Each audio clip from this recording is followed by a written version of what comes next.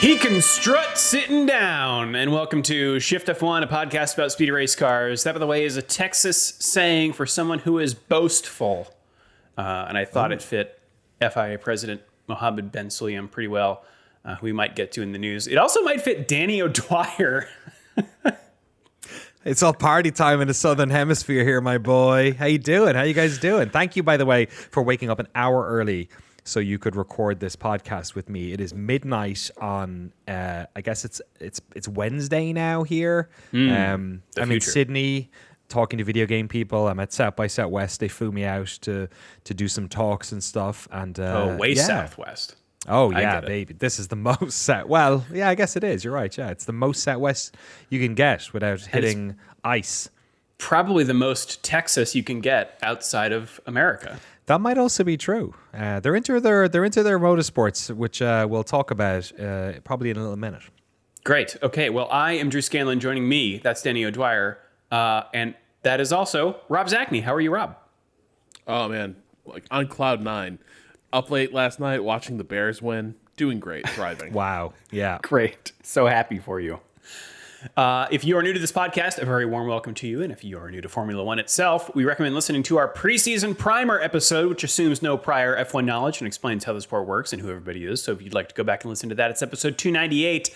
Also, this show would not be possible without our audience over at patreon.com/shiftf1, where every month we release ad-free versions of the podcast early for patrons, along with bonus podcasts and videos exclusively for those patrons that cover racing documentaries and films, F1 video games, experiments with other racing series, and a lot of weird things. So if you would like to support the show and get access to all of that fun stuff, head over to patreon.com/shiftf1 or click the link in the show notes. What's going on in Patreon land this month, Danny? I mean, honestly, Drew, you're the one that's going to have to tell me because the poll went up, right, for our spooky movies for the next... The poll, it did, and we have a tie, Danny. What? Wait, whoa.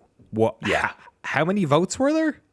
I mean, this isn't a mathematical impossibility, but it is certainly improbable. 193. You are kidding me. And okay. Across 1, 2, 3, 4, 5, 6, 7 movies. Right. So wow. From the bottom, The Car got 7 votes. 1977. Sorry, The Car. 1953's The Hitchhiker got 18. 2001's Joyride got 19. The Wraith from 1986 got 20. 1974's Killdozer got 25. And we have a tie at 52 votes apiece for Christine and Maximum Overdrive. Oh my God. What do we do? What's the tiebreaker? So here's my pitch is that, so Christine is a John Carpenter adaptation of a Stephen King story. Maximum Overdrive is directed by Stephen King. Wow. 3 years later. Based on a John Carpenter novel. Right, exactly, yeah. I think what we should do is do Christine because it comes earlier and then sometime later we should do Maximum Overdrive. Yeah, as like the follow-on. I think it just makes sense. Yeah, we don't need to do like a Thanksgiving one for November. We can, name a movie with a turkey in it, Rob. Is there anything? We got anything? A car movie? Car movie with a turkey? Any movie with turkey? No, but I mean, obviously Thanksgiving is probably the definitive turkey horror movie. Maybe next year. All right. Well, we'll do Christine this month, and then we'll see how we're feeling about Maximum Overdrive for November, or maybe we hold it for another year, another spooky month. Wow. Runner up. I don't know. It's fun doing the poll, and it's not every month we get to do the scary stuff. So it is. I wonder who had the deciding vote. There was somebody in there who was like, you know what? I'm going to make this a tie. There was probably a lot of people who were like making it a tie just to mess with us. I can tell you. Wait, you can tell who the last person who voted was? So yes. So if you download the CSV that Patreon gives you, it gives you timestamps for when everyone voted. No. So who is the last person? I won't dox anybody. No, please give out the credit card details. Yeah, I can't. Okay. Their patron name. I have their patron name. The one who gave the last vote. Should I say that? No. Why? I don't know. Is it like their real name or is it like No, cigarettes? It's not. I don't know. Okay. Well, But we I know know- what you did. I know who you are. Well, yeah, we'll talk about this offline, and we'll forever attach it to your name. Yeah. Okay. Well, should we get to the episode? Absolutely not. We still Also- have to talk about our incredible title sponsors. Of course. And I do want to say that people were like, hey, why didn't you put this in the poll? Well, I've taken all of those suggestions and put them into our master spreadsheet, so they will come up in the future. And we've taken all the names of the people who said that and banned you from our Discord. Yeah. Exactly. You know who we haven't banned from our Discord? Our that? incredible title sponsors. Folks like Eaching Wells, My Neck, My Back, My Crack, Dr. V, The Chicken Finger Pita, EA Bonesaw Simulator 2K26. That's disgraceful. Everyone knows the 2K franchise is made by Take-Two. Come on. Matt and Harmony, Deange, It's a Me Ferrario, Big Oil, Mojo Nixon Gaming F1, Get Rich O'Die Ryan, Agave ATX, Cyphus Training, Turf SCS, Michael Maves, Cigarettes, for moderate to severe plaque psoriasis. Telemetrydeck.com, FTC, Tracy Syntax, Drew Stewart, Bailey Foot, Sports Washing, Abraham Getchell, Bunny Crimes, right there on the livery next to Snigs, HireThisWalker.com, Alex Goucher. I wonder if that's somebody with the surname Walker. Alex Goucher, Max Valtar Keyboards, Jeff Foster, Troy Stammer, William Rumpf, Go Bowling. Wow, we've really hit the big time. It's the wrong sport, though. Lachlan the Madden Man, Samurai Love Story, and Jason Kelly. Thank you all for supporting us over at patreon.com/shiftf1. And thank you for voting on this week's poll, along with everyone else. Thank you very much. You're all amazing. Amazing people. Wow. Okay. HireThisWalker.com. Yeah, what happens? Where are we is going? apparently a resume website for someone named Austin Walker. Different from the one we know. From our good friend What? Austin Walker. Yes. Different Austin Walker in Texas, no less. I hope this Austin has in the nav a button called Shift F1. What? Oh my God, Yes. they do. Wow. Join Austin's Shift F1 community for an adrenaline-fueled day at Circuit of the Americas. What is this? I feel like this is some sort of AI scam we've run into. What? Is Austin just having fun at CODA? Austin Tech Go. Well, see the problem is now that I feel like I'm having some sort of stroke, because the problem we've run into here is that Austin Walker, the person, is doing something in the city of Austin as well, Yes. which is just like Right. And it's you're right. There's a lot of layers to this. I don't know what's happening. Wow. Gas carts. What's their website again? HireThisWalker.com. This is this is, you know what, this going to this website and clicking on the Shift F1 button is, I think, what my dad feels like when he has to forward an email. My brain just can't really grasp what's going on. I am also about 6 pints deep, so that might be part of the problem. Oh, fantastic. Yeah. Fantastic. I'm having Austin, hope this is doing for you. If anyone out there needs a technical product manager, HireThisWalker.com. Hire that Walker doc. Well, He's that up walk? against don't go it. there. His SEO is fucked. So Yeah. every little bit helps. Is this why the Austin Walker we know has to say Austin_Walker all the time? Oh, I'll bet this is it. Yeah. Yeah. I hope this person just applies to the same jobs that our friend Austin Walker does, but with this website, which is to hire this Walker, not that one. This one. This one's good. This one's good. Good luck out there, Austin. Guys, I'm in the home of motorsport here. That's what I've realized. Oh, okay. I'm in Sydney, Australia, and I swear to God, I was not minutes off of the plane when I started seeing images of our dear boy Oscar Piastri just about everywhere. Oh, here. incredible. There's a lot of F1 fans walking around with AMG, Mercedes, Petronas hats and Ferrari hats and all that stuff. But here's the problem I ran into. And I may have committed a sin, but I may be able to redeem myself. But I need advice. Okay. So when I arrived here, I arrived early. It was like a 15-hour flight from SFO. I left on a Friday night and arrived on a Sunday morning at 6 a.m. It was all very, time travel-y. and I couldn't get into my hotel. I left my bags at the hotel. I went for a walk, bouncing around the place, shot some B-roll of Sydney, Opera House, Big Bridge, all that stuff. That's how well I know Sydney. The Big Bridge. I don't know what it's called. The Harbour Bridge, is that what it's called? Whatever it is. Big Bridge. You know the Big Bridge. You know when the fireworks go off on New Year's and you see that bridge. It's that bridge. It's the bridge. The New Year's Eve bridge. But after a while, I wandered into a bar that was showing the UFC fight, which was also confusing because it's like a Saturday night thing, but it was happening here in the morning. The two fighters were Austin Walker and Austin Walker. Exactly. I'm stuck in this nightmare. So that's on. One of the divisional finals was on as well for the baseball, not the really exciting one that went to 14 innings, the other one. And on the third screen was the Bathurst 1000. Oh, I heard it was an amazing race. And I suddenly realized that I was like 90 minutes from the track. What? While it was happening. Yes, that happens like west of Sydney.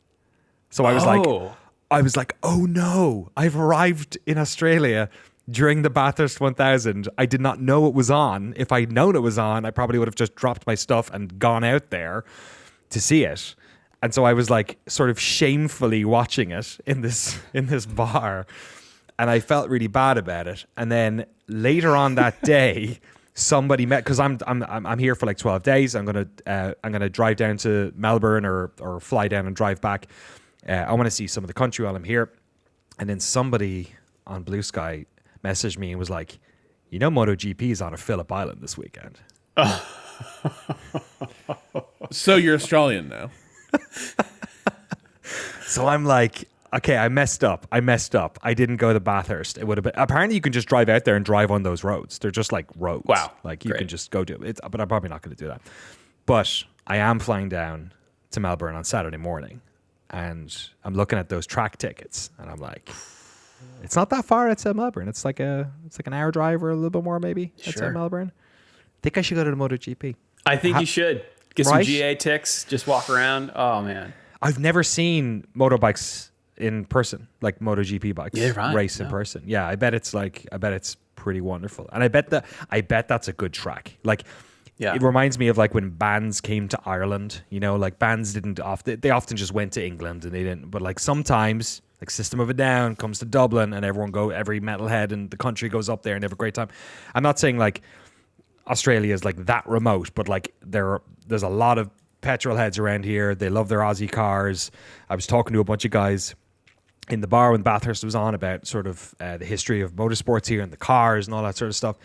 And they obviously love their bikes as well. And I'm thinking that's probably a pretty good one to go to. So now that I've sort of spoken it now in public, I feel like this is the pressure that now I have to do it, right? Because I've mentioned it, and if I can't come walking back onto the podcast with my tail between my legs next week. So got to get the petrol in those veins. Absolutely. That's awesome. I heard Bathurst was a great race. I think there is on YouTube. There's like a longer highlights video that I can link in the show notes. That's a really. You don't need to have followed really motor or supercars to enjoy the Bathurst 1000. So if you can, I recommend it. I think you can get it. There's like they've got their own streaming service and things like that. So I recommend it. I need to step away real quick for a second, but I leave it to you guys to carry it through the news. No problem. Yeah, Drew has to go take a massive dump. He told us earlier he has a so he's muted. He's walked away now. He can't say anything. Yeah, so he can't. Can't say anything in his defense. Danny, I am curious. Those depictions of Oscar Piastri you saw down under. Were there any like portraying him as a saint or like a Christ-like figure, given how people are starting to feel he's being treated? Were there any like Oscar Piastri like stigmata images that you saw, or is it still kind of even keeled down there? Well, they haven't had a chance to update the graphics on the sides of the buses since the last race. I think when I was presumably they're probably doing it right now. They're like slapping glue on the side of the metro here and putting up the new ones. No, but one thing that's happened since I've gotten here is that I'm get all of the news I'm getting when I go to my usual like news websites and stuff is all very like Aussie coded now. And And I haven't jumped into the F1 news yet, but I presume, I don't know, but I presume that they are taking a similar, sort of, the sort of pro British driver thing that you get in England, Yep. a bit. I assume that that's probably the case here. But look, he's leading the championship, so that we're not, it's not like they're just making up faint praise for this guy. He's doing really well, and we'll talk about Austin in a little bit, but this is a track that is all about track limits, and I have a feeling that if there was ever a race where the two of them with the gloves off, we're gonna, what happened last year with Max and Lando with overtakes and penalties and all that sort of stuff. I do wonder how it'll all go down, especially if they get a 1-2 on the quali, which is not, set in stone at all, given their quali pace at the moment. But yeah, I'm interested. I'm interested to see. I should check some of the Aussie news around F1 while I'm here. I'll get back to you. I will be here next week as well when we record. I'm here for a good 12 days. So that's why for people watching on YouTube, I literally brought my microphone arm. I had to get rid of a couple of pairs of trousers to make it under the weight limit to bring this. You can always buy pants. Yeah, yeah, you can always buy pants. Australia. Exactly. Yeah. So turning to the news, I guess we can stay on McLaren because this touches on can you believe McLaren's lies? Can you trust John Bull's McLaren team if you're not one of their drivers?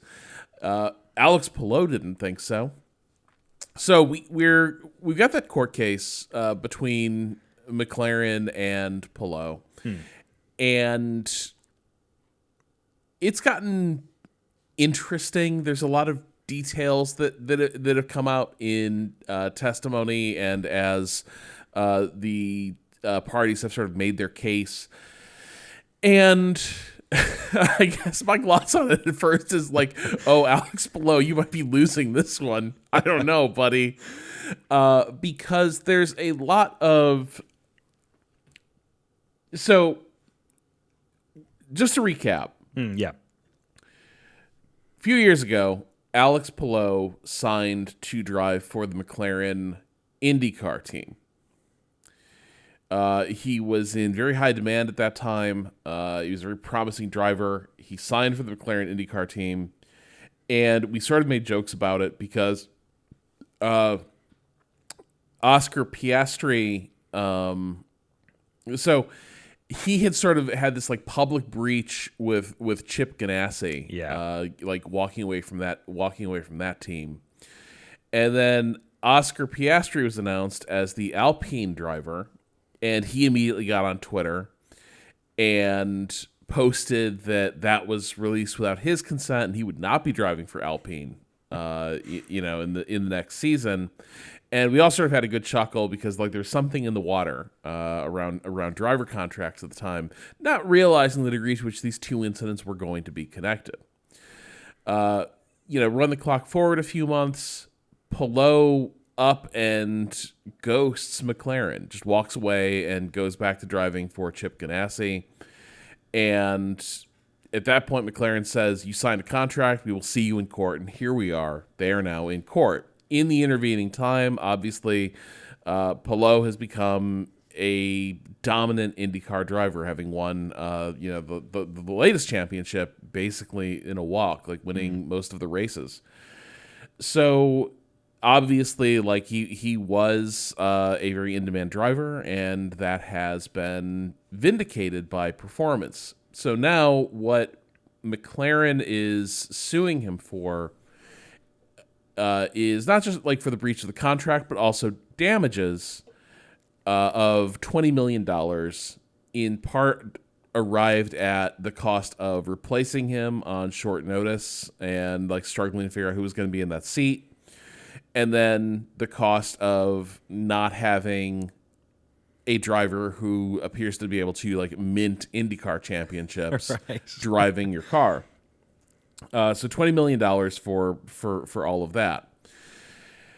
Crucially, and this has never been in dispute, Palou signed that fucking contract. Like there's never been any dispute about what that contract stipulated or what his obligations were. He signed it. He agreed to go to McLaren IndyCar, and then just didn't. Ruh-roh. So his defense is a little bit vibes based. He is trying to. Lawyers love that. Lawyers just, yeah, they're all about like how you were feeling when you signed the contract. You know, did you really want to sign it? Like, you know, that's the type of thing that holds up. Yeah. So there's basically his argument is that he signed the contract because Zach Brown made promises or heavily implied promises that signing with the McLaren IndyCar team would open a road to the McLaren Formula One team. That Alex Palou at that time desperately wanted to get into F1, by any means necessary, by hook or by crook. And so, talking to Brown, he viewed the IndyCar seat as a stepping stone to, at that time, McLaren's driver situation was kind of fluid. He thought that was going to get him a chance at the seat. As he said in court, my intention was to get to F1 following all the opportunities that Mr. Brown said I was going to have. Then the Piastri tweet came out saying that he wasn't going to drive for Alpine, and then Oscar, said that he was going to head to McLaren as their rookie driver, and that is when Palou realized that the door was shut. the seat. Yeah, that was supposed to be his seat. If they were doing this, then obviously the path to F1 that he'd been led to believe was there was non-existent. And he said that was the first time things changed. He said, the first time I heard about Oscar signing for McLaren's F1 team was on Twitter, and I was very upset, worried, and angry that McLaren had signed another rookie driver that was not me. Zach told me it was not his decision to hire Oscar. He said it was the decision of the team manager Andreas Seidel. Zach told me that Oscar's performance would be evaluated against mine for the 2024 seat. I'm sure Oscar loved hearing all this as well. Just as a quick thing, that sounds fake, right? Which part? It's like all of this is such conjecture. Yeah, that's the problem. Brown saying I didn't hire him. It was Andreas. Oh, right. Yeah, I mean, that's something I say in a meeting. I just don't want. I don't want to have that conversation. I don't think you get to the I don't think you. Okay, I'll take this back because there are definitely some team principals that are egotistical enough and schemy enough in our past and in our future and in our current, talking about Alpine maybe, who are definitely maybe not the best people managing folks, but I feel like that's a bit basic for Zach Brown. Like I don't think, who knows? I don't know this person. There's no proof either way, but he doesn't seem like the type of person who just like fills people with false promises to get them to sign. It's not like there's a whole heap of drivers who've been at McLaren over the years, and they have had a decent amount of turnover in the past 5 years. It's not like there's a big murderer's row of them all talking about how badly they were treated or promises weren't kept or anything like that. So no, it seems a little bit. It seems like the type of thing you might say if you're trying to build a case to defend yourself against a $20 million lawsuit, perhaps. So Zach Brown was giving testimony this week. And, to the allegation that he was stringing Palou along, he said, I never told him he would be under consideration for 2023. There was some optionality to join F1. Is that a word? It does sound weaselish, doesn't it? Optionality is a little vague. And this is coming from The Race. A few people reported on this. According to several reports from those in attendance, the legitimacy of Brown's testimony was targeted by Palou's counsel, who accused him of destroying evidence relevant to the case by deleting WhatsApp messages. Motorsport Magazine, which has reported extensively from the court this week, published images of WhatsApp conversations submitted as evidence that included Brown and referenced McLaren's use of WhatsApp disappearing messages function. Wow. Brown is said to have strongly defended his integrity, and when told he was speaking absolute rubbish made up on the spot, replied that Pelot's counsel was the one doing that. Christian Horner's like, you can delete messages? Tell me about that. Jesus. Harassing people using disappearing ink. Why didn't he think of that? So the other part of this is that according to Pelot's counsel, what Pelot did next was he started trying to find any possible way into F1. And the only team that was maybe interested was Red Bull. He talked to Helmut Marko. And the impression he got was that once Zach Brown found out that he was talking to Marko, Zach Brown had some kind of exchange with Helmut Marko, and the Red Bull door slammed shut as well. And the argument from Pelot's counsel is that McLaren was also kind of interfering there, though it does seem like Helmut Marko's question that might have ended things real fast was basically asking, so what are you going to do if this kid breaks contract? That is the thing, is Helmut Marko was asking, like, he has a contract, so Funny. What would it be if we wanted him? And they, may just not have wanted that smoke. Rob, I feel like I'm look, I'm out of my depth here. I'm no lawyer. I did very basic contract law in high school stuff. I don't know how this stuff shakes out, but it seems to me like when it comes to these situations with contracts, the only thing that matters is what's written in the contracts. That all of this is just like extracurricular. Like, you know what I mean? Like, oh, they promised me this. Like, if it's not in writing, then it doesn't exist. That's what. Surely that should be. I imagine in the world of this very niche, particular aspect of this very niche, particular sport, that perhaps that's not always the way these things shake out. Like you said, these like backroom conversations between Marko and him and all this sort of stuff. But it does, and I guess the guy has to defend himself. But is that what's sort of happening here? That like they basically have a slam dunk case against him, and all of this is just sort of. That's kind of what it seems like. It seems like there's a lot of posturing and trying to make it look like McLaren is very underhanded. But the thing that comes through all of this is Pelot's biggest. It's not Pelot's biggest defense is that he was naive as hell. About like, how hard it is to get an F1 seat. There aren't many of these things. They have a separate driver's pipeline. Like if they didn't have a contract for you to go into F1, they can say, like, there's no way that they would have ever said, oh, the seat's yours. Right? If they wanted to give you the seat, they'd have given you the seat. If you're signing for the McLaren IndyCar team, they're not giving you the seat. The most you can believe is that you have a shot, and that isn't necessarily like that's always going to be a long shot because in the meantime they're gonna fill that seat with someone else.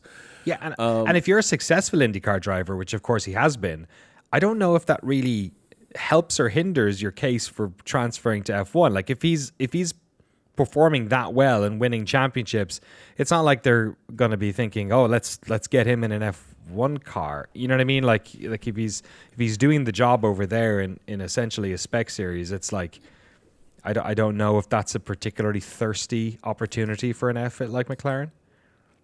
There is a wrinkle here, which is that there are contract details that he suggests that Pelot suggests were like indicative of the fact that the F1 offer was kind of implied. And pulling from the race here, as the summer of 2023 approached and Ganassi was keen to retain Pelot, he tried to get his McLaren deal renegotiated on more favorable terms. Brown had a falling out with Pelot's management team in May 2023, then met with Pelot personally at the end of that month. In that discussion, I was a bit upset because Zach very openly disclosed to me the conditions of McLaren's other two IndyCar drivers, Pato O'Ward and Alexander Rossi, said Palou. Their conditions were better than what I was going to receive, and they were not champions. I was surprised that I would be paid the least, and I was not going to get a real chance in F1 as I expected and was told at the beginning.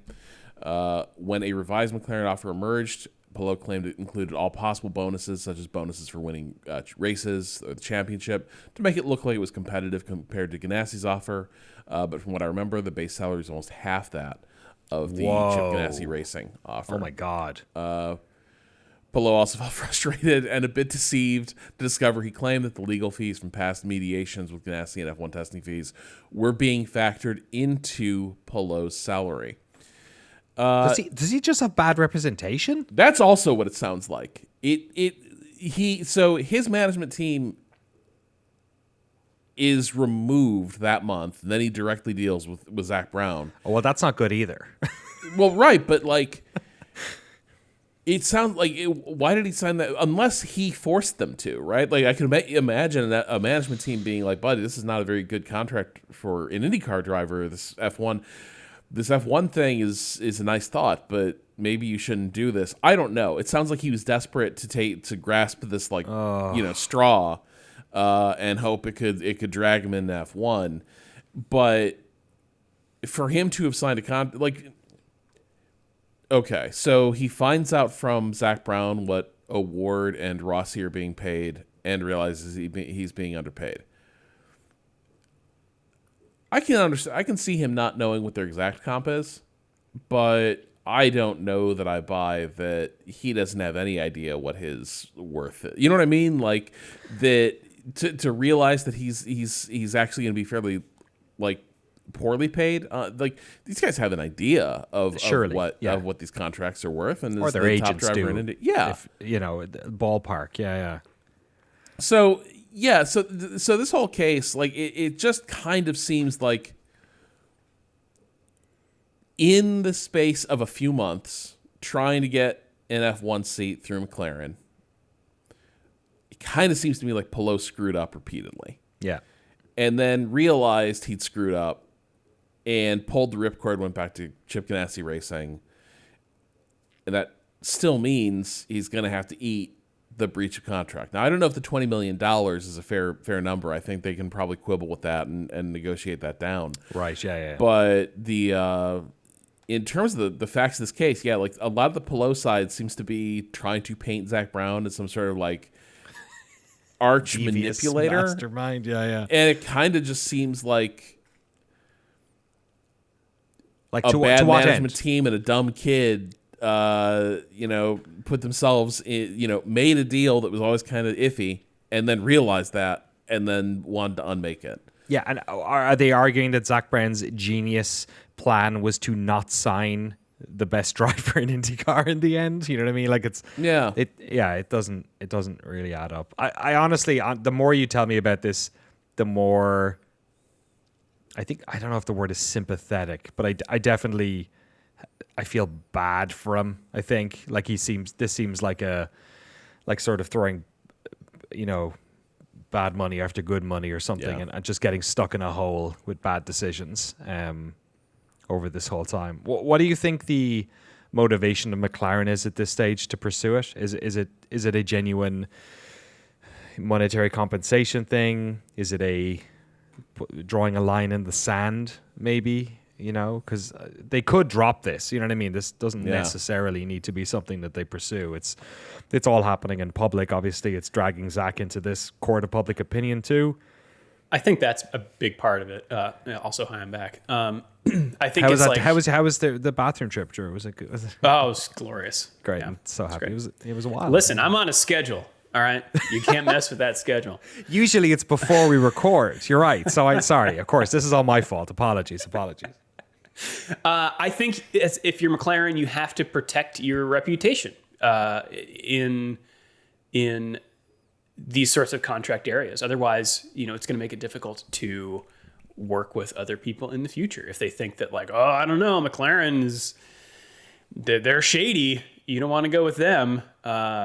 Expert, by the way, Danny, maneuvering to get a beer out of the fridge. Thank you very much.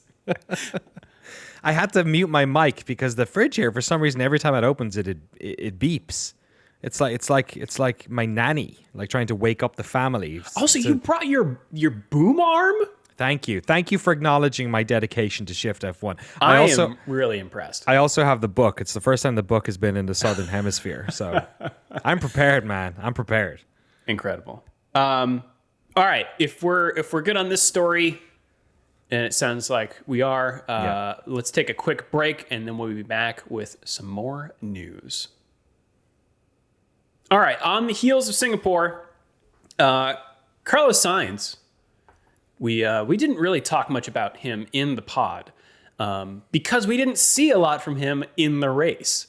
And that is because, well, I don't want to say, I don't want to definitively say why, but because I don't know. But Carlos Sainz was peeved a little bit. I'm just going to quote him from this Autosport article. It's becoming a bit of a trend. It must have worked for them, and he's talking now to about the TV broadcast. It must have worked for them at one time that people found it interesting to see our girlfriends, to see famous people on their TV, their reactions, and so on. I understand if there's an overtaking maneuver, a very tense moment in the race, and showing a shot of their reaction is understandable. If the production team sees that it has worked in the past, they will do it. But as long as you respect the competition and always focus on the important moments of the race.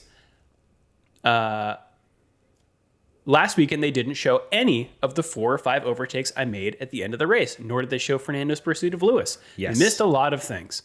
So the other stuff is fine, I get it, but you shouldn't miss the most important things. For me, they even exaggerate a bit by showing the celebrities and girlfriends. So I think there's 2 things going on here. Yeah.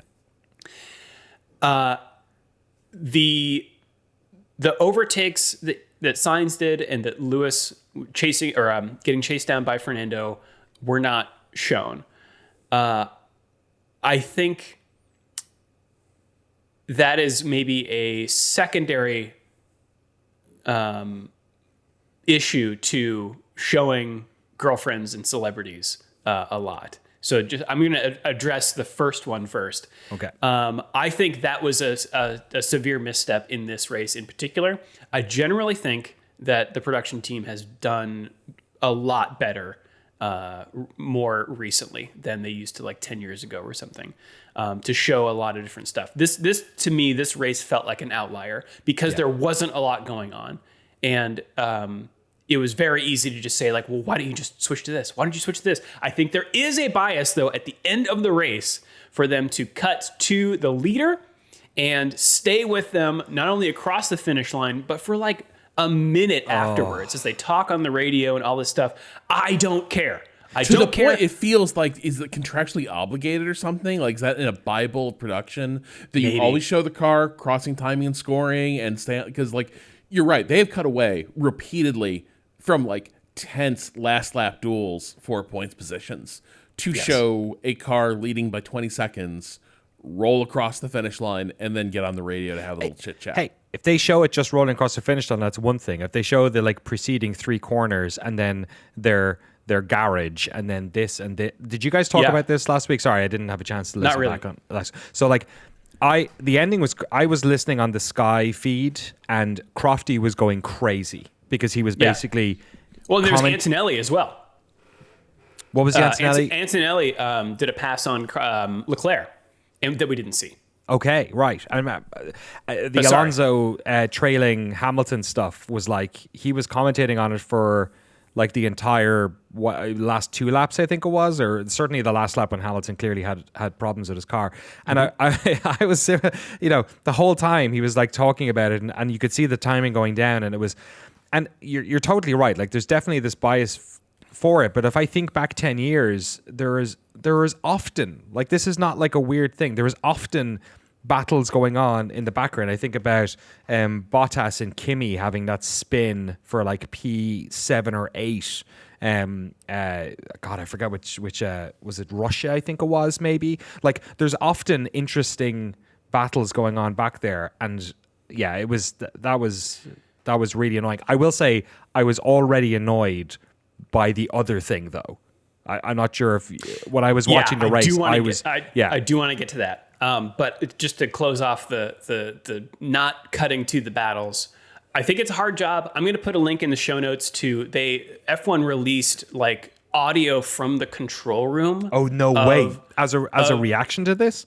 No. This is many years ago, like 2019, Germany 2019. Okay. That one where Vettel in championship contention crashed out of the German Grand Prix. Oh, yes. Yeah, and there's a 10-minute segment that they have the audio from the control room, like freaking out and like calling everything and trying to capture his reaction, what was going on in the race and everything. It is fascinating. Ready 4, go 4, ready 6, go 6, all that stuff. Yeah, crazy. So that I'm going to put that in the show notes so people can watch what it's actually like to try to manage that stuff. It's difficult, right? It takes a team of people, a very professional folks. I think they fumbled this one because not because like they missed some stuff, because you're always going to miss some stuff, right? They missed so many things. Yeah. And what they were showing was nothing. Yeah. Yeah. So that one, but I think this is an outlier. Now let's talk about showing girlfriends and celebrities at the track. This is something that I again understand why they're doing it, right? It's two reasons. One, to show that, hey, celebrities are here. Formula One is cool. You know, they have a right to do that. They want to show that their product is they want to put it in its best light. It's international. It's like part of popular culture. Like, yeah, there's like cool people here. Like, honestly, I think this is almost in itself two issues. You know, okay, the celebrity side and the partner side, because there's all these supers coming up on the screen, right, saying Charles Leclerc's partner, Carlos Sainz's partner. When they were cutting away, they cut away to, I don't know, Dennis Rodman hanging out at the Hungaroring. Sure, like, hey, look, there's a celebrity at this thing. The frequency and sort of lingering eye of the partners of the drivers, it felt like I was watching a race from like 20 years ago. So I was like, what is going on? That's another thing. So just to put to play devil's advocate here, I think there is a compelling reason to show, and they show the families a lot too. Like Lance Stroll's family is here a lot, right? I think it makes the most sense from a storyline sense to show people who care during an appropriate moment where a battle is occurring, or like qualifying, they cut to family members a lot. Because you see it across the line, you want to see the reaction. Oh, the classic Nicole Scherzinger reaction to Hamilton getting past Timo Glock in Brazil, right? Of course, you know, Jos Verstappen, right? You know, any of these, it totally makes sense. I don't want to finish your point for you, so go ahead. Well, and so like, yes, or even you know, just a pensive, like concerned look leads a little bit of drama to here's the person who is caring about the outcome of whatever is going on screen, right? I think where it gets weird is when there isn't anything going on, or we're not caring about this in particular, then you start to wonder, well, why are you showing this person? And is it just because they are a pretty lady? Yeah. And that, Danny, I think, to your point, feels very antiquated, because when we first started watching Formula One, when I first started watching Formula One, they would do this all the time. It was so frequent, and it wouldn't just be in the pits. It would be like very clearly they were just like, you need to find a hot lady in the stands. In the stands, and it's sort of like it's not just F1, right? This used to be a thing. Oh yeah, you know, the pervasive. World Cup. The World Cup is classic for this, right? We'll just zoom in on the, you know, the Brazilian ladies with where they're covered their bodies in paint or whatever it is, right? And it's just but there was something like, I don't know, there was something especially weird about the fact that they kept throwing up the supers, like saying such and such as partner. So I felt like it was like Pokemon. It's like, are we going to show everyone? Oh, yeah. It also feels a little invasive to me, just like, I don't know, being... Well, on the the fact internet this is and coming stuff. from Yeah. Carlos Sainz kind of makes me wonder what the feeling is among the partners a little bit, because they show what's her name, Rebecca Donaldson. Donaldson, like all the goddamn time, and that's telling one because like a lot of times maybe they're not showing Carlos, but it's like, oh, and here's Carlos's partner. And if he's bringing it up, that suggests that maybe some of the guys, their partners, have noticed that they end up on TV a lot for no good reason. The other thing, there's been a shift too. Again, because like I follow all the team Instagrams, because that's usually where F1 news like tends to break a lot of times. Yeah. Or when people like have announcements, they do it on Instagram a lot. The degree, and I don't know, it's kind of a weird place, but like I noticed Mercedes official like Twitter account started like really featuring George's partner Carmen extensively in their socials, and like a picture of Carmen with Rebecca Donaldson and Leclerc's partner St. Clair Miu or whatever her name is. Right. Her name is St. Clair. I think or me. Is her first name St. Clair? Because if no, I think it's like Alexandre or something. oh my God, that. I was just thinking of somebody called St. Clair Leclerc. Like that's one of those red flags you just Playing can't marry. Claire Obscure. You can't marry that. Oh no, person. it's you know it's what I mean? it's Saint Mliu or Same or, you, yeah. yeah. But either way, like These Europeans official- and their the weird official- names. AMG Petronas Instagram was like showing like the three girls walking through the paddock and all that, and I was just like the degree to which like it almost felt like Mercedes was like we're gonna make Carmen like a part of the brand story and Right, Carmen's yeah. friends in a way that was like kind of weird to me.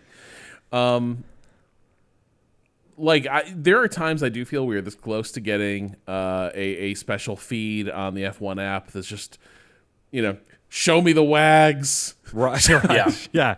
Yes. tens only. and I think like the problem is like, yeah, you can make them part of the story, but like, I don't know, interview them, like ask them their So their IndyCar opinion. handles this well.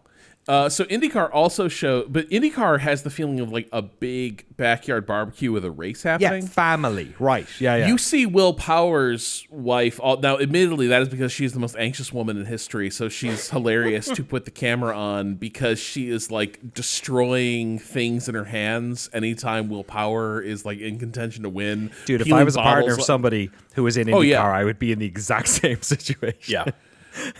Christian Rasmussen's partner looked like she was dying as he was closing in on his first race win in IndyCar. And these are great moments. And they had talked to her before the race, and like they do a better job of when these relationships, I think, like are serious, when the people want to sort of step forward into being part of like the extended team. IndyCar kind of like knows when that line has been crossed and when they Right. want, like when they're in the story. F1, it does feel kind of opportunistic. Like, all right, like you come to the paddock, you're gonna be thrown on TV. That's just what we do. It does seem a little bit, it does seem a little bit regressive. Yeah, like I understand as well that there's a slight difference in how they can handle this with a wife or partner, you know what I mean, or a husband or like I get that maybe it's harder to drag people in, or maybe they don't want the spotlight, but like I just feel like it was so consistent and lingering that it just like I was when it's one of these like building problems, I think, with the Singapore race, where I was sort of frustrated because the race was a little bit boring. And then I was sort of frustrated because they were missing some of the replays. And then they were showing all of the partners. And I'm like, all right, that's could you not maybe like give people a bit of privacy? And then with the Alonso stuff, and I was like, yeah, it all ended up becoming sort of part of the same problem. Yeah, I was glad to hear Carlos mention it because, like, it's sort of, I forgot about it kind of. It just annoyed me during the race, and I was like, this is just kind of weird and regressive, and, you know, we don't need to be doing this. Perhaps they were just lulled to sleep by the Singapore Grand Prix. It was not very exciting. It might be hard to film the crowd, to play devil's advocate, just because of the way the lighting works. No. You know what I mean? You gotta drop They the did a ND bunch of crowd filter. shots too. They did a they? bunch of crowd shots, and also occasionally do a decent job of finding attractive ladies in the crowd as well. Oh, okay. Look, okay. they're all grid girls to me. is kind of the F1 production position that they seem to have taken. On the other hand, that same power does mean they identify cute babies really quickly in the stands too. So, you know, they're scanning for things people want to look at with their giant headphones. Yeah, cute ladies, but also cute babies. My other least favorite thing that happens at some of these broadcasts is the crying child. When things go bad, doesn't happen in F1 as much, but definitely in soccer, there's a big Brazil are getting whooped here by I hate Germany. that unless it's a team I don't like, and then I want to see those kids just absolutely losing it. Like, yeah, you know what it feels like to be crushed, don't you? Yeah. Well, speaking of things we don't like, Ben Suliem, Rob. Years. Speaking of somebody they put the camera on too much at F1 races. No, they try not to. Yeah, that's true. In fairness, this is more of his fault than the directors. They're trying to shoot around him. They're trying to be like, damn it, there's got to be a girlfriend around here somewhere. And he's just like, yes, and I will talk to her, and then go over to her boyfriend. Is that going to be his next tactic? He just sort of pops up in the background of all of the different shots of the partners. He's just going to be like, I know where the camera's going to be, and he kind of wears Waldo, pops his head up behind him or something. So he is he's going to win unopposed, with Carlos Sainz having backed out, and then the other possible candidates were not able to submit qualifying bids, and so he is going to cruise to an easy re-election, although as one of these candidates have pointed out, it kind of seems like the way the FIA is constituted, there was kind of no way for someone to mount a credible bid against him. And that might have some ramifications for the governance of the sport and the FIA. But in any case, after a lot of discussion and a lot of him stepping on rakes in public, we're just stuck with this guy. Does the ballot have a very tiny circle that says 9 and a giant one that says yeah? Yep. In the words of the most famous Australian, this is democracy manifest. Beautiful. Thank you. Well, that's annoying.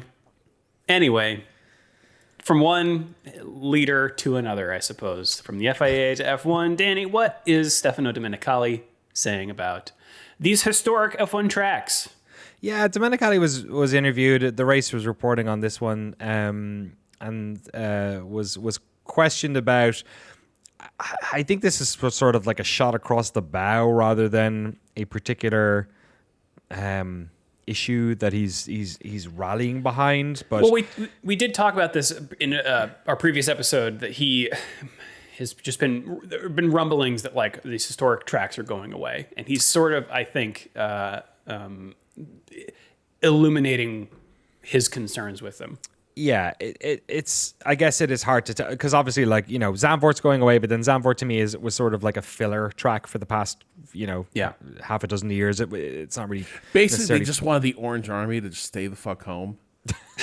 Like they were like, okay, it was like a honeypot, right? It was like, okay, we'll refurbish Zandvoort, and then all you fuckers can just stay in Holland and leave the rest of us alone. Those of you who don't want to go to Austria every year, I guess, and fill up the Max but they should have Verstappen known these are Dutch sports fans. It doesn't matter. They're going to show up everywhere no matter what. Absolutely. Like football fans could have told you this. Oh yeah, half their country is reclaimed land. They'll go anywhere. They don't care. But yeah, Domenicali basically asked about the infrastructure and some of the All the tracks, obviously, spas sort of getting set up for a on and off calendar for the next few years, and Zandvoort going. And I don't know, we've talked on this podcast. We've had people email in about their experiences of places like Monza. You know what I mean? Like some of these tracks do have poor infrastructure. Monza does sound miserable. You know what I mean? Yeah. But essentially, there's a quote here I just want to pull, which will sort of illuminate it a bit, from Domenicali. He says, just to give you the idea, history must be supported by a structure that looks to the future and allows investment in infrastructure to improve, since tickets are not exactly cheap, to provide services to fans at all levels, and to allow countries to be financially present in a calendar that I think won't grow beyond the number of rounds we have today. So they're going to have 24, obviously for next year, and presumably for the next few at least. I don't know what's your guys' read on this. Is this him a shot across the bow to try and get some of those up to standard? The problem I have with this, I guess, is that it's not as if people, I mean, there are some people who are picking which F1 to go to, who are like sort of F1 tourists, but largely this is a very specific regional question where they can get locals into a track, and sort of it seems a bit silly to me. Like Monza will always be full, like regardless of what the setup is, and from a televisual perspective it makes practically no difference, how long it takes for everyone to get back to their houses after a race. So what do you make of this? Is this just him trying to create sort of reasons to cut some of these old tracks? So his statements this week are less terrible than the ones he made last week, but it's a similar vibe overall. We talked about this. I had a whole rant about it. Basically, I think he is trying to basically grease the skids for, hey, remember all F1's classic venues? Get ready to say goodbye, because we are going where the money is. It's going to be all street circuits all the time in destination cities. And somewhat that you pull from that quote, Danny, is like really ominous, because it's like, yeah, dude, it is tough to get to great racetracks because they're not built in the middle of cities. Yeah. They're built where you build racetracks out in the countryside, like at airfields and like at distant like hills and such. It is going to be a bit of a hurdle to get there. That's what makes the tracks good. And yeah, so I think I think it's like everything he's doing is so signaling like we don't really care about what you liked about F1 historically. If you can't have the vibe of a ritzy Dave and Buster's, then we're out. Yeah, and so here's the thing. The line that sort of triggers me a little bit in this is to provide services to fans at all levels. Because to me, that sounds like the type of thing that you say about a place like Monza, where I'm not sure the VIP experience of Monza is probably not nearly as good as the VIP experience you get in Abu Dhabi or Jeddah or any of these places. And those are the people he's talking to. He's not talking to the... That's the thing. Monza's always going to be full, but it's going to be like full of, from his standpoint, peasants, right? That's going to be fans of all levels. Yeah, we don't have problems getting that. It's the graduated pricing that they want, which is something they talked about wanting to do. Like every place wants to do like surge pricing for tickets, and F1 so plainly wants to basically like whatever you can possibly afford. We want there to be an offering for you. And this is the problem with the sort of scalable economics of racetracks, is that like as much as F1 has gotten more popular, they can it's not like that is like, I mean, it probably changes the price of a ticket to a Formula One race to a certain degree, but not on a sort of same, I don't know, economies of scale of the global market, right? Like the advertising for F1 has probably, gone 10x over the past 20 years, right? Whereas the equivalent, he's probably looking at these tracks, he's probably looking at a place like Zandvoort and Spa and going like, well, hey, if you guys can't get your business in order, if you don't have a setup that allows you to charge, prestige people $10,000 for the VIP experience for this whole thing, then that's your fault. Like if you're relying on riffraff to fill these stadia, fill these grandstands and get trackside tickets or whatever, and it's not working out for you, well then that's your problem, and you need to create a more premier experience. But of course, we know this. Tailors all the time. We're going to talk about COTA in a second. These tracks, a lot of them, they do other racing series, but the one that brings in the money and keeps them alive is F1. And largely, these tracks are kept open by passion. You know what I mean? They're not like, I'm sure they're making money for some people at some stages, but they're not making money hand over fist like F1 is at the moment. It's a really weird scenario. Like it to me, the sort of like bleeding heart socialist in me thinks like it's sort of a bad look on F1's part if F1 is making all of this money and it can't in some way support these tracks. Like Silverstone's always going to be doing all right. It's, the economy in that country is doing well. They could fill a lot of people at Silverstone because of the makeup of the track. It's outside of a city, but it's got a, sort of like a culture of people going there and camping and staying. And it's not that far out in the boondocks, but when you're looking at like, I just think about all that we've talked a million times about tracks that we've loved that we miss, like Turkey and like it was a Portimao was right in Portugal that they brought back, and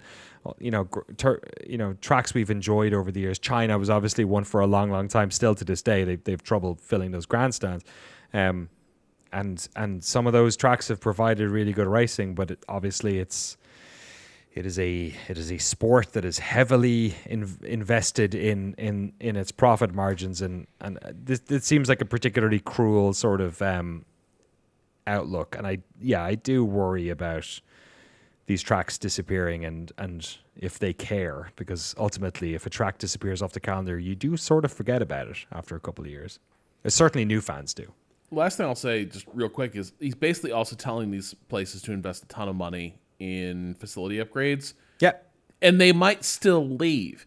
Like Spa famously invested a ton in improving the experience and updating their facilities, and also addressing the Eau Rouge Réunion safety issues. Like that was an expensive track facelift and refinish they did, and their reward for all of that is a rotating seat in F1 for now. Yeah. Like, how do you justify that investment if this is what F1 this is how F1's going to play it? Well, Danny, let's head just outside the city of Austin, Texas, to a beautiful track in the rolling hills, Circuit of the Americas. The rolling hills, some of which they just built themselves. Yes, we're back to the Circuit of the Americas, COTA, in Austin, named because it was, I guess, the first F1 race that was back in America, and I remember what were there was alternative names they had. I think Speed City was one. I think there was. Speed. Yeah, it was one there.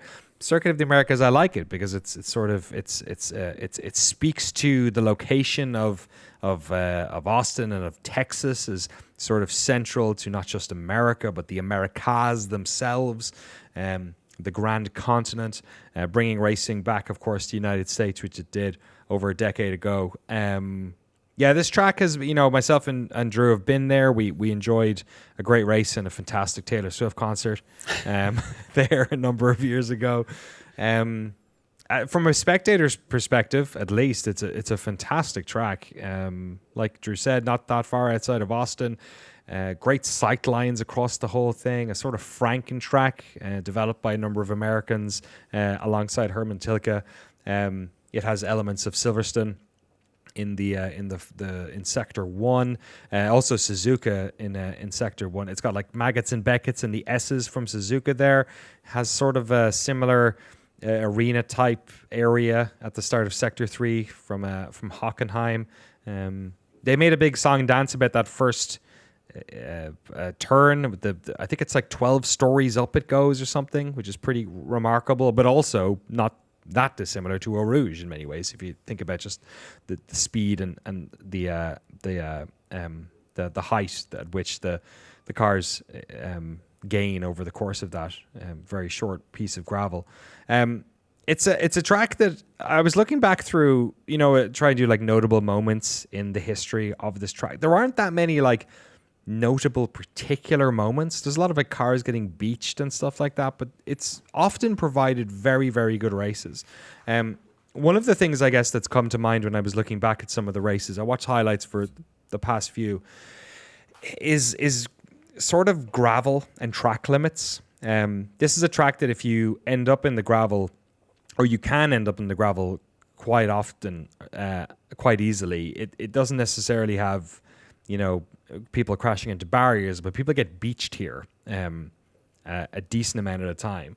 And in recent years, the big problem that they've run into is with track limits. Last year, we saw the battle between Verstappen and Norris, which was very much based on, I guess, the sort of the thing we've talked about over and over again with Verstappen, pushing the limits of what is an out of track limits overtake if he got forced off or not.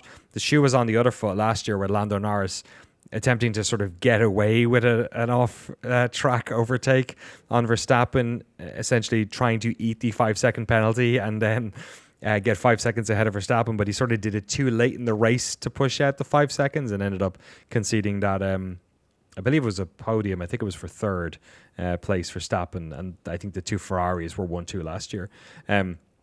So it's one of these tracks that has the potential for that, and with the I was talking to Rob about it earlier with the Piastri Norris situation.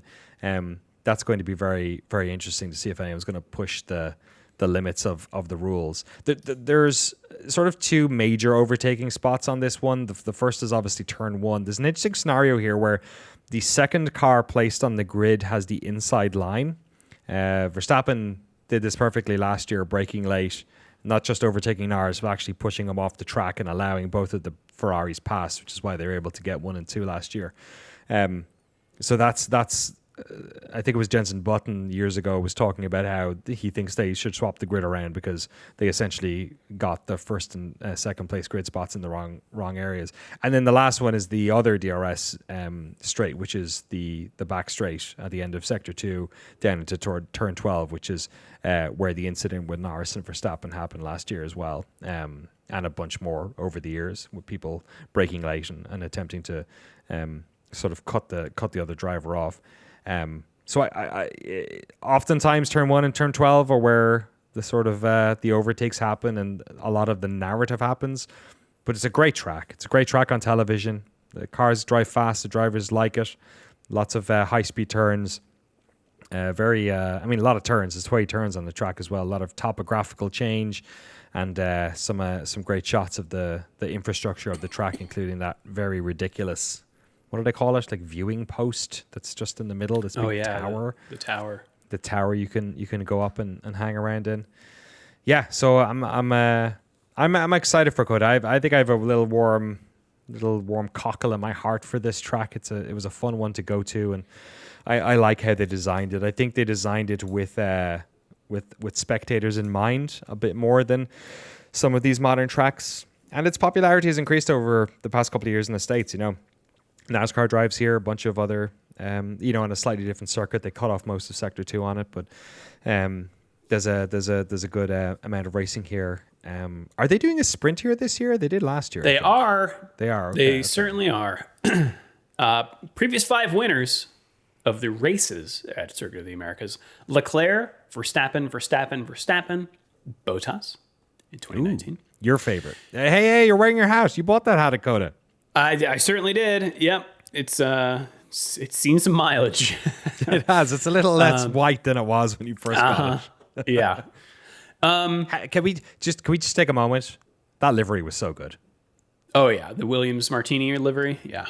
Beautiful. Absolutely. Yeah.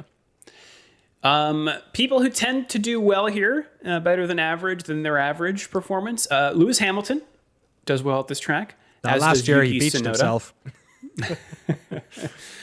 It is not one of Esteban Ocon's better tracks. Mercedes tends to do well here, better than average, but Red Bull and Ferrari recently have been the top performing teams. And I have rated it in the past 4 years. Out of 4, a 3-2-3-2. Not bad.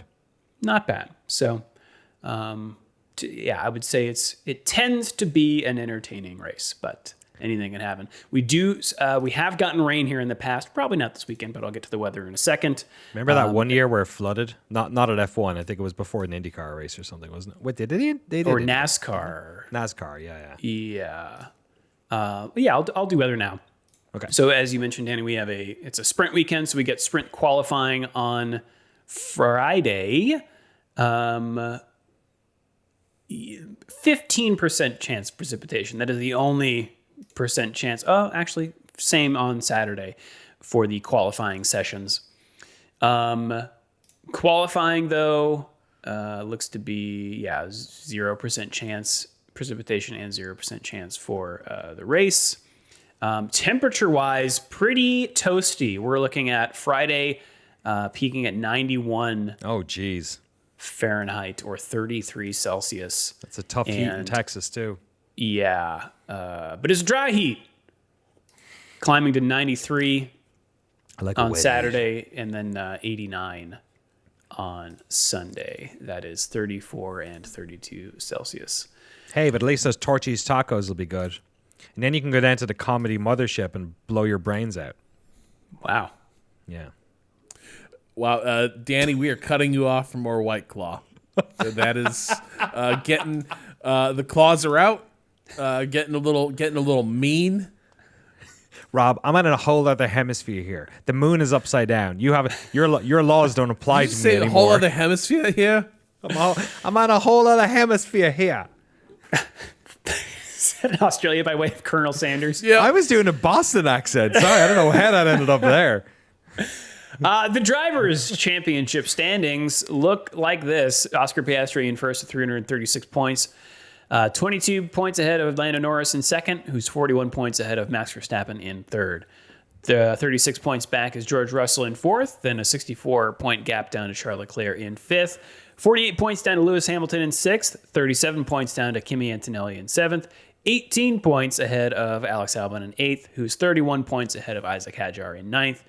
Only 2 points ahead of Nico Hülkenberg in 10th. Fernando Alonso moved up 3 positions after the last race into 11th, ahead of Carlos Sainz, Lance Stroll, who is tied on points with Carlos Sainz. Liam Lawson is in 14th place, Esteban Ocon in 15th, followed by Pierre Gasly and Yuki Tsunoda, who are tied. Gabriel Bortoleto and Oliver Behrman are tied in 18th and 19th, and then Franco Colapinto and Jack Doohan tied on points in 20th and 21st. In the Constructors' standings, McLaren has, of course, sealed the Constructors' Championship with 650 points going into this weekend. Mercedes is in second currently, 27 points ahead of Ferrari in third, who are 8 points ahead of Red Bull in fourth. So that is a, 35-point spread with how many rounds we got remaining? 1, 2, 3, 4, 5, 6? 7? 6, okay. Yes, well, and some sprints in there as well. So anything can happen in those second through fourth positions. Williams seems to be sitting pretty in fifth, 30 points ahead of Racing Bulls, who are 4 points ahead of Aston Martin, who are 13 points ahead of Sauber, who are 9 points ahead of Gene Haas team, who are 26 points ahead of Alpine. Alpine, I think, has got a pretty tight hold on that 10th spot. Jesus. No more nya. That's right. Those are the standings. You can join the standings yourself if you would like, using the link in the show notes to the official Shift+F1 Fantasy League. And you can also hit us up on the emails, shift.f1podcast@gmail.com or f1.cool/emails. Rob, what do we got going on in email land this week? Matthew asks, is the Red Bull built for combat? F1 movie jokes aside, it seems like the Red Bull has been able to unlock a ton of performance after the summer break this season. Do you think Max has a chance to eke out the championship this season? Matthew from Bloomington, Indiana. I think Max has basically been correct when he says it's the longest of long shots. It is, it doesn't seem likely. But if, for instance, there's a double McLaren DNF, because they're fighting for the championship, and Max's form has, but he probably won't win the championship this year. Hands down, this is his best season as a driver. This is one of those weird things where because the season where he won everything, the car was so dominant, he was so dominant in it that it really is tough to assess like it's kind of tough to assess how much he had to fight for it. This season, like the number of poles he's stolen that it seems like he had no business getting, he maximizes like every single opportunity he's given. His first championship winning season was an incredible. Like he shouldn't have won the championship, I think, based on Michael Massey, but he did drive incredible that year as well. It can't be, I think it gets diminished a bit by all the edgy incidents with Lewis, though. That's fair as well. And like a lot of him having to clean up after his own mistakes as the pressure mounted. This year is just kind of like. It's been really impressive, but yeah, I think it's a very long shot, but it also does seem like Red Bull's development is moving in the right direction. As we know, F1 is also tuned so that it is development time is rationed based on your constructor's finish the previous year. It's possible we are seeing the effects of that starting to tell against the McLaren as Red Bull is coming on strong here. It seems like they have done the most to wring what they can out of that car, but the hole is pretty deep, and it seems like without some major assistance from the McLaren drivers friendly firing at each other, Max is destined for a second or third place. I also think that, like, outside of the narrative of Max doing well himself, I do think he is probably going to be influential within the story of the championship, sort of outside of that. Like, I feel like he is going to be a thorn in the side of one of these drivers. He is going to impact them in some way in these races. He's a difficult guy to overtake, and yeah, they've done incredible work over the summer to improve the form of that car. So he was sort of like a, it also ran in many ways prior to sort of June, but he's in the mix now, and I think his role in the story of this, who's going to win between the two McLarens, I think, even if he doesn't end up being in there himself, I don't think he will be. I think that the points gap is just too much. I think he's definitely going to be influential in these last few races. Yeah, he's 41 points behind Norris, and I think at this point the McLarens, I think, can just avoid him like the plague on track and be fine, as long as, again, they don't take each other out or finish outside the points for like both of them for like 3 races of the 6. And I think though Red Bull has a real chance of getting third in the Constructors' Championship because they're only 8 points behind Ferrari, and Max is, of course, pulling that team along. Yeah, and he's not driving angry this year. You know what I mean? He's not driving with the mentality of somebody trying to get the championship. So I don't think he's going to be that problem for them. Yeah. But he's got a wide car, Max Verstappen. Well, and this it all does favor Piastri, because Piastri just has to finish races and keep that points lead. Norris is going to have to make things happen on track. And if he ends up stuck behind Max, God knows what will happen. But Danny, you're an infamous Max hater. You want to read this next email from Chris? Chris writes in, "Hello shifters. I love hello shifters, because to shift somebody in Ireland is to make out with them, I guess is what you say. Yeah. Would you shift her? Would you? Really? There you go. There's a question. Yeah. Would you shift her? Give us the shift. No, you don't like it? Shift+F1. Think about it. Chris says, something that has been apparent this season is that Verstappen can never fail. He can only be failed. Every time he is overtaken or fails to achieve more in a race, it is because the car is bad, or the setup is bad, or the tires are bad, which is made obvious to us with constant whinging radio calls." This is Chris, by the way, not me. Even at the start of the season, when he was no longer dominant, no one would dare remark that Verstappen's driving wasn't effective. It was the car, which has been constantly tuned for him, is now undrivable. Just wondering why commentary or news never lay the blame of below expectation performance on the guy driving the car. I think in Max's defense, he is the best driver on the grid at the moment. I think he's proven that he is able to say this kind of stuff, I think is the thing. Yeah. And he's got the other teammate to be able to point to and say, like, look, I am doing my best here. But I think also it's not like he as a driver knows what to expect of a car, and when he is saying these things, it's in that context, if that makes sense. Yeah, I think maybe also his language is a bit more binary than like somebody who is, it's less sympathetic maybe, which honestly I can see the pragmatism of that, of like if you're trying to talk about what's wrong with the car, maybe you don't have to like rosy up your words a bit. Like, you know, ultimately what happens with the car happens in the meetings that they have after the fact, and he's just in a very fast rocket ship going down a track and trying to communicate something quickly before he does his brake bias. So like I could be a bit sympathetic to him in that respect. He's Kurt. He's Jos Verstappen's son. He can't escape his DNA. He clearly has had the same mechanic for many years. He's been at the team for a long time. They like him. He's not quite Fernando Alonso levels of shitting on the car. You know what I mean? Like there are levels to the amount of to how caustic you can be on the radio. And while I can sympathize with Chris's perspective on this. Perhaps I'm just normalized to Max's way of communicating or something, but I don't. He was complaining about the car a bunch earlier this season, and now the car's better. So, also, I don't know if he's wrong. I think you also have to remember these guys are hypersensitive, and I don't just mean like emotionally, but like their reactions to. And by the way, the margins are razor thin, so like really small like dips in performance can have huge impacts on lap time and your competitiveness. Sometimes when Max is saying stuff like, "I don't know what's going on. It's just undrivable now. I got nothing with the rears."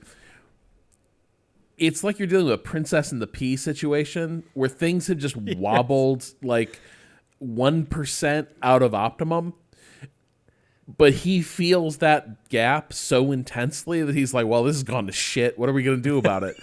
And I think this is some of what we've normalized is that when he's saying this stuff, he doesn't actually mean the car is undrivable, but it is no longer able to fully respond to commands. And he just wants options like, I need you to know that this is happening. Is this we get new tires on it, we're going to be fine? Is there something in the data you see that's gone wrong? Is this a suspension issue? I don't know what it is. Figure it out, because I need to know if I'm going to be living with this for the rest of the race. It's caustic, but I think it's fair. I think it's also the nature of any driver, right? They're going to complain. They want it to be the best. They know that they are the best, and it's not them. It's the car.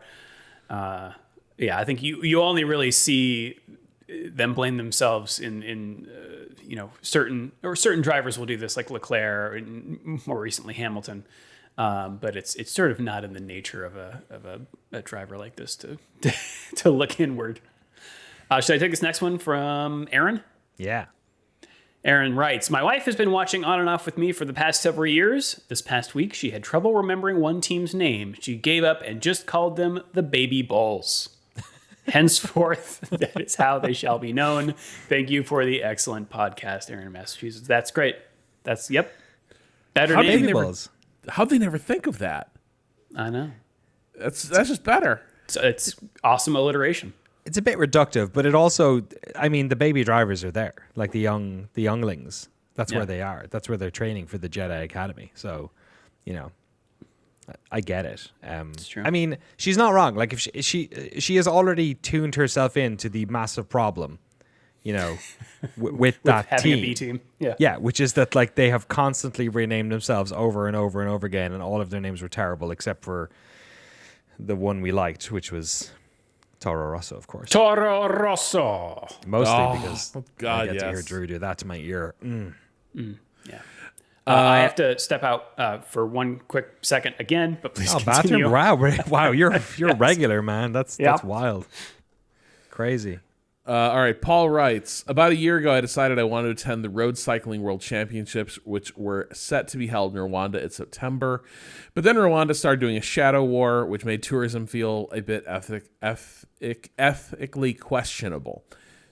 Side note, is this a new war? Because I thought Rwanda had intervened in the regional civil war before that, but it was anyway. Point is, geopolitics and sport, sometimes they don't make a good cocktail. This led me to look at alternative vacation options, and I ultimately settled on the equally ethically questionable choice of going to a Petrostate Grand Prix. I was able to convince my brother and dad to come along to Baku. Wow. I grew up in Montreal and have been watching F1 on and off with my dad since I was a kid, and Jacques Villeneuve was a serious championship contender, so this turned into a nice F1 family vacation. My main takeaways from the Baku Grand Prix experience were: being a street circuit made it super convenient. We could walk to our seats from our hotel in 20 to 30 minutes, and after the session was done, we could walk to dinner in the downtown area. This is music to Stefano Domenicali's ears. We paid a premium to be in the Turn 1 grandstands because most sections of the track are high speed with minimal action. The Daniel Ricciardo grandstands. This was a good decision. We saw lots of overtakes and a few incidents with only F1 and F2. There wasn't a ton of on-track action. I see the benefit of sprint weekends for the in-person crowd. Just like watching F1 at home, my dad briefly fell asleep during qualifying. An authentic F1 experience. We need to get the big engines back. Yeah, exactly. V10s, that's not happening. Yep. After the race, we toured Azerbaijan. I found it to be a welcoming country with a complex history as a transit point on trade routes often wedged between various empires. The scenery was gorgeous, the food was delicious, and it definitely wasn't a typical European vacation. If anyone is considering an F1 destination race, I would recommend Baku. Love the show, Paul. P.S. A few years ago, I organized a Chain Bear style F1 predictions contest and had about a dozen friends from various parts of my life participate. The winner was a former co-worker, Wayne, who is city councilor from Lowell, Massachusetts. And when Rob mentioned he lived there, I thought it was an interesting coincidence. I mentioned it to Wayne, and he said, "Oh yeah, Rob's my neighbor. We watch the races together sometimes." That seems like an unfair advantage. Really? Yep. Is this true? Yep.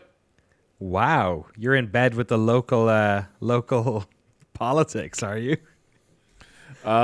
He is the representative for the downtown district of Lowell. Sadly, Lowell has kind of a weird little city government, and there is still a block of basically like representatives from White Flight Lowell who still dominate the city and actually hate the city. So Wayne fights the good fight, but overall I sometimes feel like Lowell city governance kind of for people who don't really like Lowell very much. And Lowell is spelled Lowell. So it's the way you say it makes it sound like lol, like laugh out loud or something. Yep, you don't say Lowell, you just say Lowell. Lowell. Man, great email. Shout out to Wayne. Shout out to Paul. I do feel like over the years when we have received email from people saying, what F1 would you like to go to? I feel like Baku often comes up. Like it's definitely like top 3 for me for ones I want to go to. I think tickets are on the cheaper side. Yeah. It's just like, I don't know. It's like I'm interested in going to places that I know absolutely nothing about. Like that sounds like a very interesting, as I'm sure Drew is. Drew, who's been to North Korea. This hat came with me to Mongolia. Did it really? Oh yeah, Mongolia. Oh my God. Yeah, Baku seems like I bet it is very interesting, yeah. All right, well, shift+F1podcast@gmail.com or f1.cool/emails. For the emails, you can also hit us up on the socials using the link in the show notes. And that's us around the internet. Should we take it around the world, Danny? Do I dare wake everyone else up in this hotel at 1:42 a.m.? I do. Let's race around the world. We are racing. Claw is law, fellow residents. We're worldwide. We're Mr.'s worldwide here. Oh yeah. 3 different time Dale. zones. We Dale. love football. Yep. The World Rally Championship is in Bad Griesbach in Bad Griesbach, Germany for the Central Europe Rally. We've got the NASCAR Craftsman trucks at Talladega Speedway for Love's RV Stop 225. Oh, baby, yeah. Pull on up. Danny, as you mentioned, MotoGP is at Phillip Island this weekend. There's a sprint race, as there is, I think, for every MotoGP round, so you could hit that as well.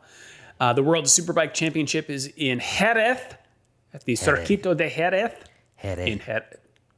For that round. España. That's right. NASCAR Xfinity Series is also at Talladega for the United Rentals 250. Super GT is at Autopolis. My favorite futuristic city. That's right. It's a racing circuit located near Kamitsue Village in Oita Prefecture. That's where Red Line happened, wasn't it? In Autopolis. Yeah. That's where, what's his name? Big Baby, what's his name? Funky Boy. Funky Boy. Yes. I love that. I love you guys so much. I love that I can say that's where Big Baby's from and you know exactly what I mean. Funky Boy. And we got NASCAR. Yeehaw. Also at the hallowed grounds of Talladega for the Yellowwood 500. I'm not going there. Okay. Yeah. And Formula One. Maybe you heard of it. It is a sprint weekend kicking off at Friday, October 17th. Free Practice 1 is at 1:30 p.m. Eastern Time on ESPN2, followed by the sprint qualifying. That's right, Friday at 5:30 p.m. Eastern on ESPN2. Saturday, things kick off. 1 p.m. is the sprint on ESPN News, followed by qualifying for the race at 5 p.m., also on ESPN News. But the race, everyone, the race for real, the real race, Sunday, October 19th at 3 p.m. Eastern on ABC. Get those rabbit ears ready. Or 6 a.m. if you're in Sydney. So it's just like normal. I know. I don't even get the benefit this time around. Yeah.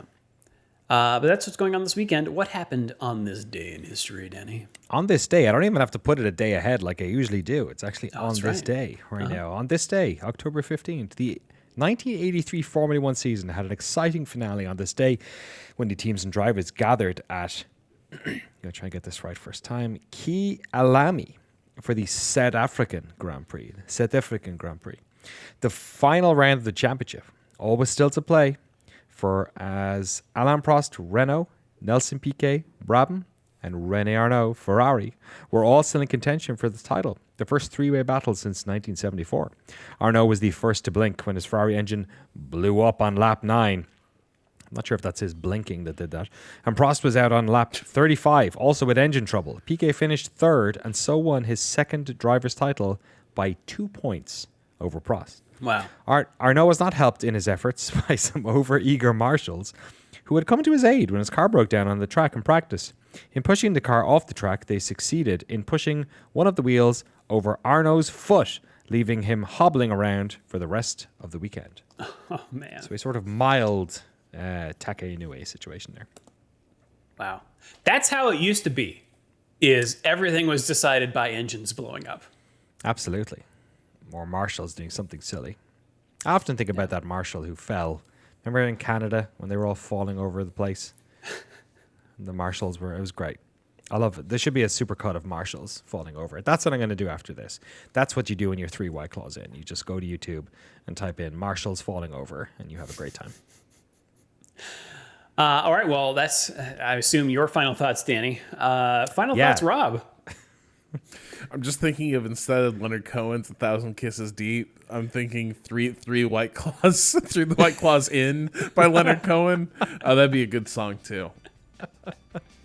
Thank you for putting up with me. I now have to publish this podcast, so if there's any problems with the final version, please send your emails to the good people at White Claw, I guess. Awesome. Well, if you'd like to support the show and get access to all of our bonus episodes, the early ad-free version of the pod, and the official Shift+F1 Discord, you can do so over at patreon.com/ShiftF1. Have a good race weekend, everyone. We will see you all next week. Meow.